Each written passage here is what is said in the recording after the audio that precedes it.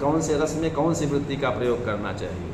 कहा श्रृंगारे कैसकी वीरे सात्वत आरभटी पुनः रसे रौद्रे जीभत्से वृत्ति सर्वत्र भारती। कहा श्रृंगार रस का अगर वर्णन कर रहे हैं तो वहाँ कैसकी वृत्ति का प्रयोग करना चाहिए। वीर और रौद्र तथा बीभत्स में सात्वती और आरभटी वृत्ति का प्रयोग करना चाहिए।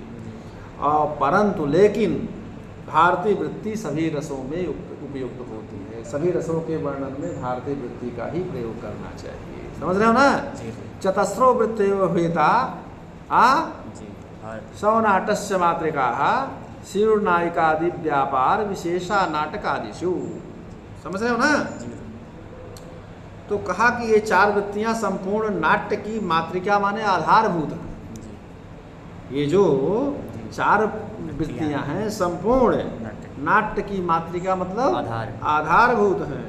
और नाटक आदि में जो नायक और नायिका आदि के व्यापार विशेष को वृत्ति कहते हैं। समझ रहे हो ना जी। तो अब कैसकी वृत्ति क्या है। कैसकी वृत्ति क्या है। कितना टाइम हुआ ये बताओ ना। 3:45 काव्य प्रकाश भी पढ़ाना है। नहीं अभी समय कहाँ पर यास लक्षण नेपथ्य विशेष चित्रा स्त्री संकुला पुष्कल नित्य गीता कामोपभोग प्रगल्भोपचारा सा कैसकी चारु विलास युक्ता नर्म च नर्मस्फूर्जो नर्मस्फोटोथ नर्म गर्भश्च चत्वार्थान्यस्याः वैदग्ध कीडितम नर्म। चलिए कहा कैसकी जो है सूक्ष्म नेपथ्य मतलब जहाँ वेश रचना इत्यादि होता है, जहाँ लोग पोशाक इत्यादि पहनते हैं, विशेष से विचित्र प्रचुर स्त्रियों से युक्त उसमें उत्तम नृत्य पुष्कल नृत्य गीता उसमें उत्तम नृत्य और गीत से संपन्न कामोपभोग का कारणभूत उपचार से युक्त तथा सुंदर विलास से युक्त जो होती है वह कैसकी वृत्ति कही जाती है। उसको क्या कहते हैं। कैसकी वृत्ति। चार विलास युक्ता कैसकी।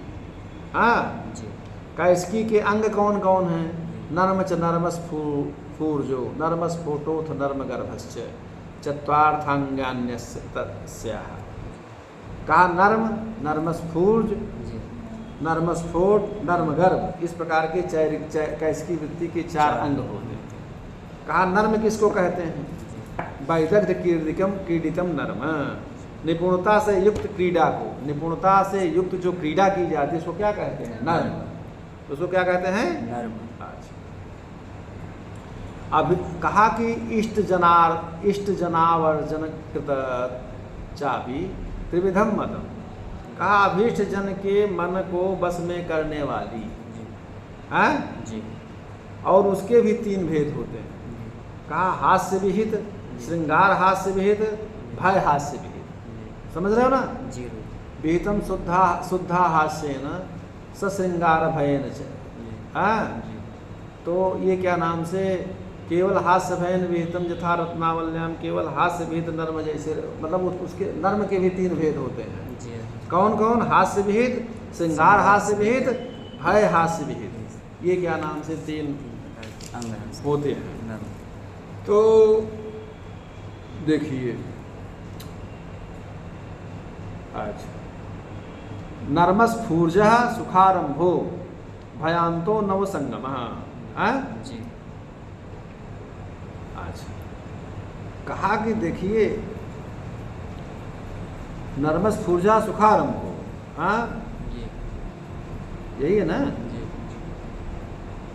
अच्छा आरंभ में सुख कारक हो अंत में भय कारक हो ऐसे नवीन समागम को नर्मस्फूर्ज कहते हैं। नर्मस्फूर्जा सुखारंभ हो आरंभ में सुख कारक हो और भयांतो नवसंगम अंत में भय कारक हो ऐसा जो नवीन समागम होता है उसको नर्मस्फूर्ज कहते हैं जी।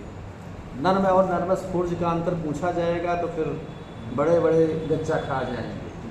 हाँ यथा मालविकायाम संकेत नायकम अभिष्टायाम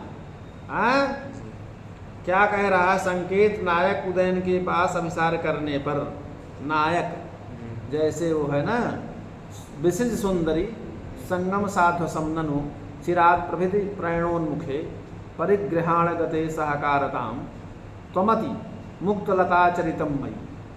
ठीक है, ये संकेत नायक उदयन के पास अभिसार करने पर नायक राजा उदयन जो है कहते हैं, हे सुंदरी समागम के भय को छोड़ो। क्या? विशिज सुंदरी संगम साध्व समननु। हाँ, कहा कि भय, समागम के भय को छोड़ो। बहुत काल से प्रेम करने में तत्पर मेरे सहकार कलमी याम के भाव को प्राप्त होने पर तुम अति मुक्त लता के आचरण को प्राप्त करो। तुम आचरण के को प्राप्त करो। तो ये जो है माम अलिंगेत, मतलब मेरे प्रति वो होते विलंबित छंद है। अब नर्मस फोटो भावलेसई सूचितोल्प रसोमतः, कहा कि थोड़े से भावों से सूचित अल्प रस वाले नर्म को नर्मस्फोट कहते हैं। थोड़ा से भाव से सूचित होने पर अल्प रस के नर्म को नर्मस्फोट कहते हैं। समझ रहे हो ना? हैं? जैसे गमनम अलसम शून्या दृष्टि शरीरम असैष्ठवम स्वचितमधिकम किन्वेतत स्यात् किमन्यदितोऽथवा भ्रमति भुवने कंदर्पज्ञा विकारी च यौवनम ललित मधुरास्ते ते भावाः क्षिपन्ति च धीरताम। ठीक है, कहा कि लोक में कामदेव की आज्ञा भ्रमण कर रही है। संसार में कामदेव की ही आज्ञा जो है भ्रमण कर रही है। भ्रमति भुवने कंदर्पाज्ञा विकारी च यौवनम। हाँ, यौवन क्या है? विकार युक्त। यौवन विकार युक्त है। कहा कि ललित मधुरास्ते ते भावा क्षिपन्ति च धीरताम। कहा कि कोमल और विकार, कोमल तथा मनोहर जो ये भाव हैं, ये रति चेष्टाएं धैर्य को हटा रही हैं। ये क्या कर रही हैं? धैर्य को हटा रही हैं। तो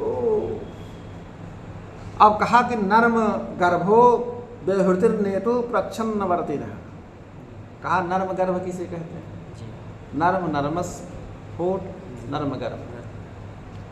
कहा प्रच्छन्न रूप से विद्यमान नायक के व्यवहार को नर्म गर्भ कहते हैं। प्रच्छन्न रूप से जो विद्यमान है ऐसे नायक के व्यवहार को नर्म गर्भ कहते हैं। अच्छा, अब सात्वती वृत्ति क्या है? सात्वती को अब हम कल बताएंगे, क्योंकि कैसिकी का हमने पूरा उसके अंग सारी चीज़ें बता दी हैं। सात्वती, आरभटी, ये सब है ना, भारती, तो ये हम कल क्लियर कर देंगे। ठीक है।